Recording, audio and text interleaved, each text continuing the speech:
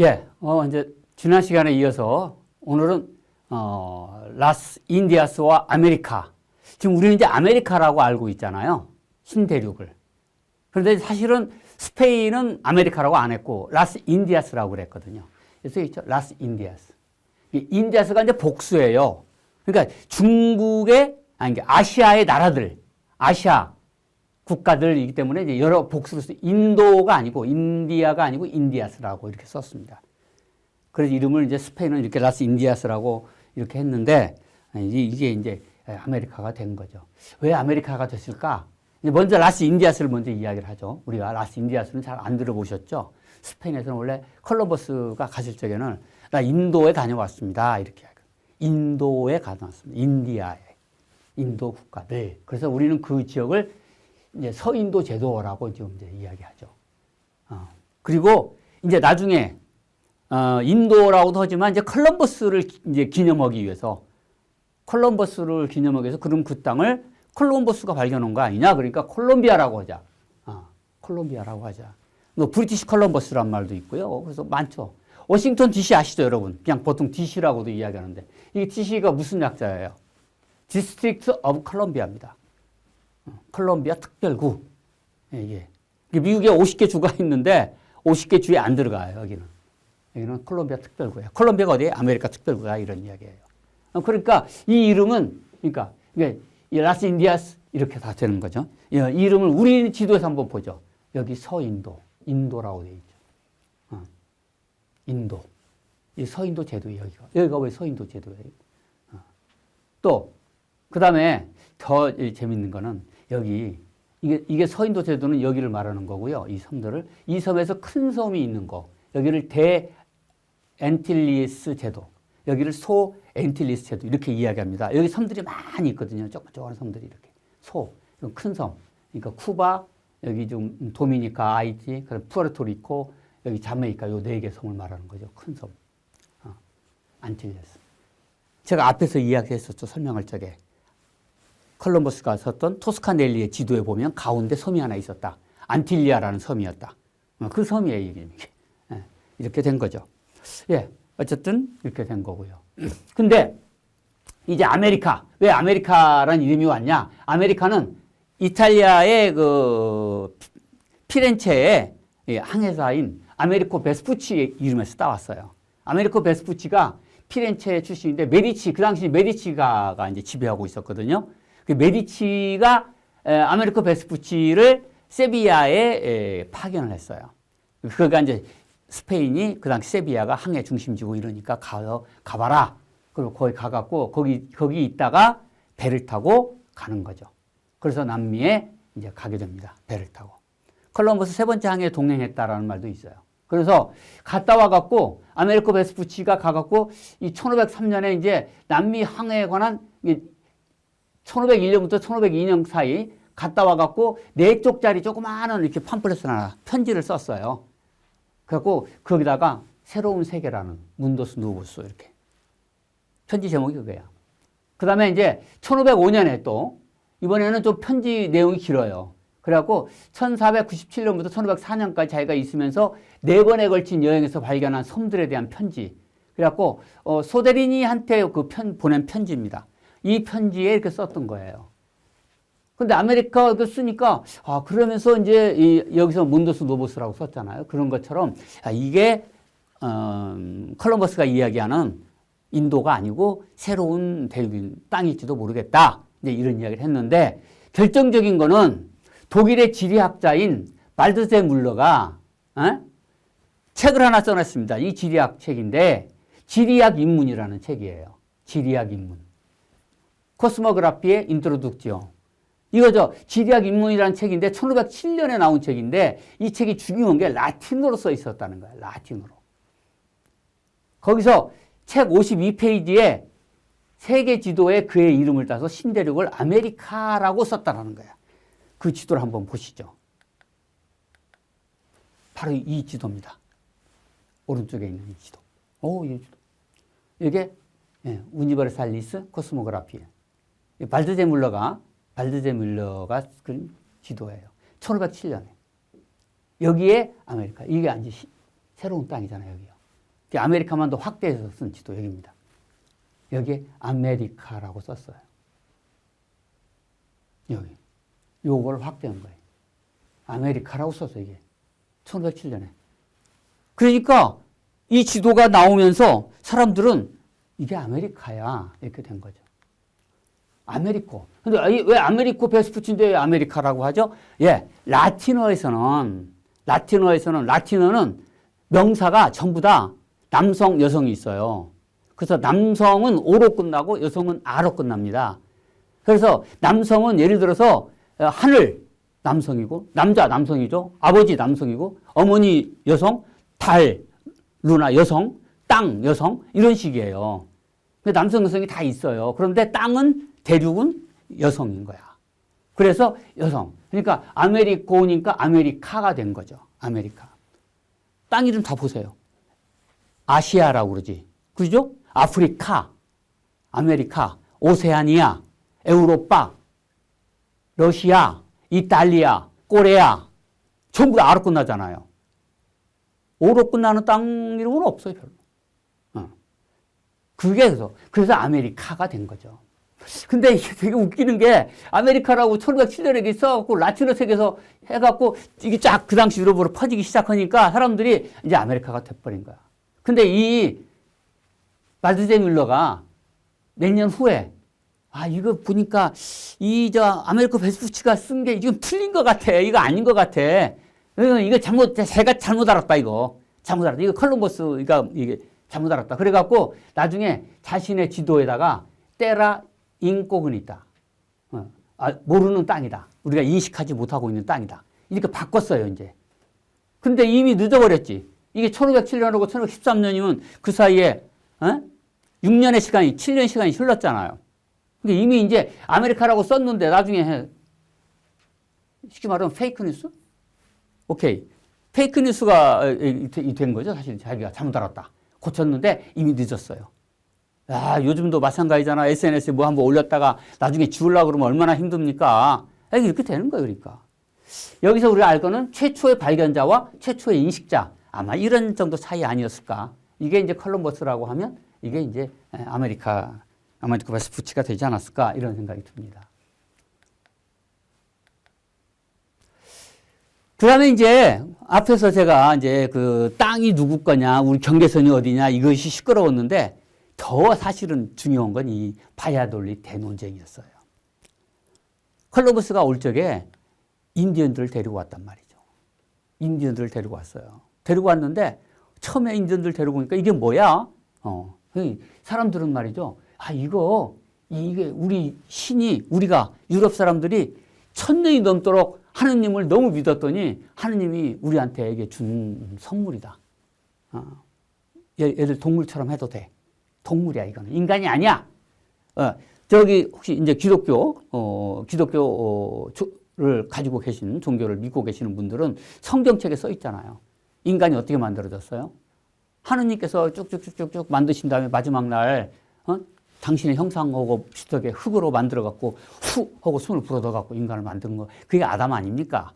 그럼 아담이 외로울 것 같았고 갈비 하나 뽑아갖고 다시 흙으로 넣어갖고 후 불어갖고 이불 만드신 거고요. 우리는 그 후손 아닙니까, 지금? 그래서 우리는 원죄가 있잖아요. 거기서 하느님께서 너 여기서 그냥 잘 살아라. 그래갖고 우리는 죽지 않고 영원히 살았는데 거기서 딱 하나, 선악과 하나만 먹지 말아라. 그랬는데 그 과일 따먹다 걸렸잖아. 그래서 이브가 먼저 뱀의 꼬드김에 넘어가서 걸렸죠. 먹었죠, 먼저 이브는. 그러니까 아담 보고 아담아 너도 먹어 이거. 그러니까 이제 아담이 그랬겠죠. 이거 하느님께서 먹지 말라고 그랬어. 그랬더니 너 하느님하고 살래? 나하고 살래? 그러니까 그래서 어쩔 수 없이 먹었어요, 아담이. 먹다가 확 먹고 있는데 하느님이 불렀죠. 그 성경책에 나옵니다. 그렇게. 아담아 어디 있느냐 그랬더니 아담이 그렇게 이야기했죠. 제가 벗고 있어서 부끄러워서 나가지 못합니다. 하느님께서 뭐야? 부끄러워? 네가 부끄러운 거 어떻게 알았지? 근데 그때 이게 걸렸단 말이죠. 그래서 남자들만 얘기 있습니다, 여기. 이걸 영어로 뭐라고 그러죠? 아담스 애플이라고 그럽니다. 아담의 사과. 사과 씨가 걸린 거야, 이거. 우리 인간이 그렇게 돼 있네. 그래서 우리 인간은 원죄를 진 겁니다. 이걸 원죄라고 그럽니다. 그거 하느님께서 먹지 말라는 걸 먹었단 원죄. 오리지널 시인입니다, 이게. 그런데 아메리카 우리 인간처럼 생겼는데 얘들은 뭐야 이거? 이건 뭐 원죄가 없는 인간이잖아 이거는 그러면. 하느님의 아들이 아니잖아. 그럼 뭐야? 동물이야? 이런 동물이면 막 쓰자 이런 거지. 사실 이게 1550년에 카를로스 4세가 그 당시 머물고 있었던 바야돌리드에서 4개월 동안 지속된 논쟁입니다. 엄청난 논쟁이 벌어진 거예요. 이건 왜 했냐면 그 당시 이제 바르톨로메 델라스 카사스라는 신부가 이게 이제 아메리카 가서 이제 직접 그 선교하기 위해서 갔던 분이에요. 가 보니까 스페인 사람들이 너무나 가혹하게 죽이는 거야. 인디언들을. 아스텍가 막 가서 막 인디언들 뭐 말도 못해 이거는 사실 죽이는 거는 뭐. 이거는 악마야, 악마다. 스페인이, 그래서 이 까사스 신부가 나중에 보고서를 썼어요. 이거는 악마다, 이거는. 이런 식의 표현을 썼어요. 그래서 이 사람이 이제 교황한테 편지를 쓰고, 이렇게 하면 안 된다. 그리고 스페인의 카를로스 1세한테도 편지를 쓰죠. 그래서 이제, 그럼 좋아, 한번 이야기를 해보자. 그래갖고, 바야돌리드에서 이제 이 논쟁이 붙었죠. 여기서 저는 이제 유럽 최초의 인권 논쟁이다. 이렇게 제가 이제. 인디언이 인간인지에 대한 논쟁. 두 번째, 그러면 인간인지 아닌 유럽인이 인도의 삶에 개입할 권리가 있는가 없는가? 이런 논쟁이에요. 인간인지에 대한 논쟁. 인간이냐? 그럼 인간이라고 하면 우리가 또 개입할 수 있냐? 열등한 인간이냐? 동등한 인간이냐? 이런 거죠. 그래서 그 당시 최고의 신학자인 세뿔베다가 하고 그다음에 아메리카 가서 처음 가서 갔었던 아메리카 직접 가서 보고 왔던 신부 바르톨로메 델라스 카사스 신부 이야기를 한 거예요. 세뿔베다는 이렇게 이야기했어요. 인간의 형상을 하고 있을 뿐 인간이 아닌 문화적인 야만이다. 열등한 인간이다. 그러니까 인디오들은 이성이 없다. 이성이 없기 때문에 강압적 방법으로 지배하고 통치해도 아무런 문제가 없다. 그렇게 계속해라. 이렇게 이야기를 한 거고요. 그러니까 쉽게 말하면 여기는 스페인의 이제 왕을 대변해서 이야기했겠죠. 그러면서 이 아메리카 인디언들이 인간이 이게 이성이 없다라는 이야기를 식인분숙, 사람들 잡아먹고 인신공양 이런 거죠. 이런 거는 자연에 반하는 죄다. 그러니까 우리가 군사적 정복을 통해서라도 멈추게 하는 것이 맞다. 이렇게 세뿔베다는 주장을 했던 거죠. 근데 바르톨로메 델라스 카사스 신부는 이렇게 이야기했어요. 인간에게, 인디오들에게도 이성이 있으며 강압적 방식이 아닌 설득과 교육으로 인디오를 교화시켜야 된다. 이게 열등한 인간이 아니고 동등한 인간이다라고 이야기를 한 거죠. 그리고 자기가 보니까 정복 이전 원주민 사회에는 독자적 질서를 가진 공동체였다. 사실 그렇죠. 가기 전에요. 아스테카라고 엄청난 2천만 명, 3천만 명이 되는 제국이 있었고요. 잉카 문명이 있었단 말이죠. 그리고 또 원주민들이 가지고 있는 토지 소유권도 자연법 국제법에 따라서 존중돼야 한다. 이렇게 주장을 했던 거예요. 4개월 동안 이게 싸웠다니까요. 결론이 어떻게 났을 것 같아요? 만약에 옛날에 E.T.라는 영화 혹시 있었는데 이 중에 보신 분이 있나 모르겠네. E.T.가 저 외계에서 왔어요. 우리 처음 보면 우리는 어떻게 생각할까? 이것이 뭐야? 인간이야? 이거 생명체야? 이거 이런 생각하겠죠, 당연히. 네. 결론입니다. 이게 굉장히 중요해요. 인디오들에게도 이성과 문화가 있으며 따라서 인디언들을 노예로 삼거나 가혹한 처우를 해서는 안 된다. 다시 말하면 인디언은 인간이며 폭력적인 통치를 해서는 안 된다. 그러면 이제 이때 이렇게 된 거야. 그러면 스페인 왕실이나 거기 가서 이제 금과 은을 캐러 갔잖아요. 가지러 갔잖아요. 근데 없잖아. 근데 그걸 캐야 되잖아. 땅속에서 이제. 전 세계 그 당시 금은은 스페인이 그 아메리카 제국이 한창 많이 할 적에는 전 세계 은의 80%를 거기서 캐냈어요. 그러면 그때 막 캐내는데 그러면 그때 그런 거지. 야, 그럼 소는 누가 키워? 이 말 나오잖아. 스페인 사람들이 가서 땅 파고 해요? 안 되잖아요. 그럼 누가 하냐? 그래서 아프리카의 노예를 대신 착취하는 걸 허용한다. 그러니까 아프리카 그러면 흑인들은 도대체 뭐야, 그러면? 그래갖고 약 1200만 명의 흑인이 노예로 아메리카로 끌려오게 되는 비극적인 일이 시작이 됐다라는 겁니다. 원래 아메리카에는 흑인이 없었어요. 흑인이 없었다고요. 이때 간 거예요. 중남미 인종을 보면 이렇게 돼요. 백인, 그다음에 원주민, 인도, 인디어, 그다음에 네그로, 흑인 이렇게 이제 세 인종이 그래서 이제 소 만나게 된 거죠. 그래서 이 사이에서 태어난 거를 메스티소라고 이야기합니다. 스페인어로 혼혈인 이런 뜻입니다. 요거는 이제 백인과 인디어 사이에 흑인. 여기 백인과 흑인 사이에 물라또라고 하고 요는 이제 혼혈인이죠. 다 잠보도 혼혈인이에요. 근데 흑인과 원주민 사이에 혼혈인 잠보라고 하지만 이건 별로 많지 않죠. 이거는 주로 이게 제일 많습니다. 이게 많고 그다음에 이게 조금 있고. 되게 이제 흑인이 많이 살던 이렇게 잡혀온 그 땅이 되게 더운 지역이잖아요. 그러니까 이제 브라질 북동부, 다음에 카리브 연안, 그다음에 뭐 콜롬비아 해안가 이런 쪽에는 물라또들이 많죠. 이렇게 이제 제가 그림으로 한번 이렇게 그려봤는데 이쁘게 잘 그렸어요. 그래서 제일 위에 스페인 사람이 있고, 그다음에 크리오요. 크리오요는 거기 아메리카에서 태어난 백인을 말합니다. 그다음에 메스티스 아까 이야기했죠. 혼혈인. 그 밑에 인디어. 그 밑에 네그로가 있죠. 이렇게 순서가 만들어졌다라고 볼 수가 있습니다. 자, 그 다음에 이제 오늘 강의의 마지막 콜럼버스가 다녀와서 생긴 변화 중에 이제 저는 이게 제일 중요하다고 생각해요. 서구 중심적 시각. 소위 뭐 유로센트리즘이라고 그러죠. 유로센트리즘, 유럽 중심적. 이게 엄청나게 영향을 미친 거죠. 콜럼버스가 1490년 아메리카를 발견했다. 이거 진실일까 거짓일까? 거짓말이죠. 그렇죠? 발견이 뭡니까? 디스커버리. 이거죠. 발견이. 그럼 디스와 커버죠. 커버는 뭐야? 뭘 씌우다 그런 뜻이잖아. 디스는 치우다 이런 뜻이고. 뭘 씌워놔서. 예를 들어서 여기 시계. 이거 뭐 있게요? 사람들이 모르죠. 치우면 시계 있네? 안 가지. 이게 디스커버야 이게. 한자로 찾아보니까 나타낼 발, 볼견. 미처 찾아내지 못하였거나 아직 알려지지 아니한 사물이나 현상, 사실 따위를 찾아낸 거를 발견이라고 한다. 그래서 발명하고는 다른 거야. 이미 있는 거야. 발견은 있는 거야. 있는 걸 찾아내는 걸 발견이라고 그래. 그럼 거기서 있는 걸 자기가 발견했어? 야, 이거 뭐. 그럼 콜럼버스 이전에는 간 사람이 없었을까? 있죠. 이거 다 증명이 됐어요. 1980년대. 콜럼버스 이전에 여기 좀 나오죠. 사진에. 이게. 로드 에릭슨이죠. 콜럼버스 이전에 아메리칸 사람은 에릭 도레드라고 그래갖고 984년에 벌써 콜럼버스보다 500년 전 이야기예요. 그린란드의 식민지를 점령했어요. 이게 바이킹인데 말이죠. 에릭 도레드가 바이킹인데 이 바이킹인데 이제 지금 이제 덴마크 지금 뭐 스웨덴 이쪽 때 살던 바이킹들이잖아요. 이 바이킹들인데 이 에릭 도레드가 저 빨간 수염 이런 거겠지. 더 레드가 요즘 같으면 이제 우리나라 시끄러울 때는 더 레드 그러면 이제 빨갱이 이런 뜻이잖아요. 그럼 빨갱이 에릭 이렇게 하면 근데 이게 뭐 1000년 전 이야기인데 무슨 빨갱이가 어디가 있어요. 그러니까 빨간 수염이 있을 것 같아. 빨간 수염.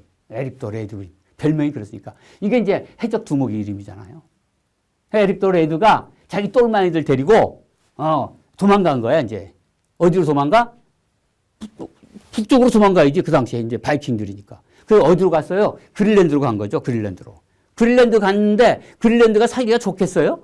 아이고 거기 이 그린 뭔 그린이 거기가 그린이 어디가 있어요? 그린란드가.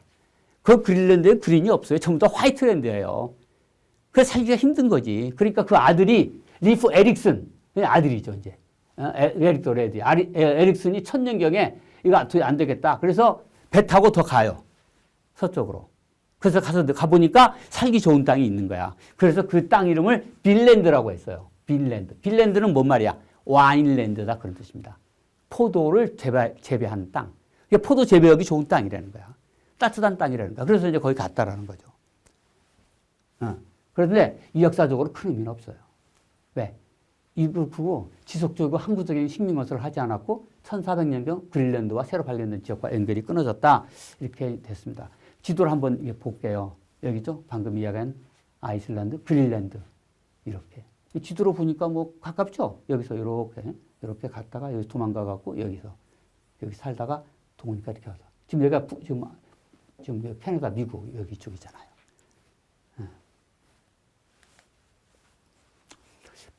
두 번째, 발견된 아메리카?